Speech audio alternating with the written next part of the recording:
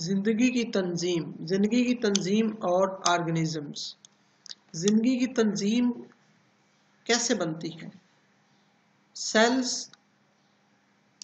مل کر ٹیشوز بناتے ہیں، ٹیشوز آپس میں مل کر آرگنز بناتے ہیں، تمام آرگنز مل کر کام کرتے ہیں اور آرگن سسٹمز بناتے ہیں، تمام آرگن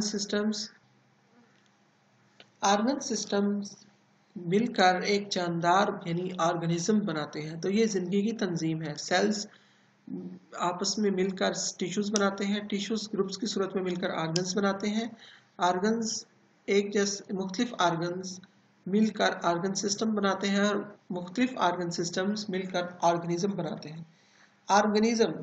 آرگنزمز کیا ہے؟ جانداروں میں تنظیم کا سب سے اعلیٰ درجہ آرگنزم ہے۔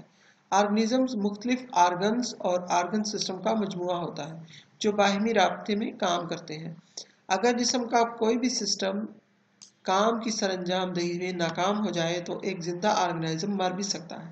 زندگی کی تنظیم ایسے ہوتی ہے: سیلز گروپ کی صورت میں مل کر ٹیشوز بناتے ہیں، ٹیشوز مختلف ٹیشوز گروپس کی صورت میں مل کر آرگنز بناتے ہیں، آرگنز مل کر آرگن سسٹم بناتے ہیں اور آرگنز اور آرگن سسٹم مل کر ایک آرگنزم بناتے ہیں، اور آرگنزم جانداروں میں ترتیب کا سب سے اعلیٰ درجہ ہے۔ تو زندگی کی ترتیب یا تنظیم ایسے ہوتی ہے: cells, tissues, organs, organ system, organism.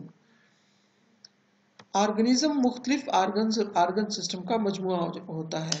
جانداروں میں تنظیم کا سب سے اعلیٰ درجہ آرگنزم ہے۔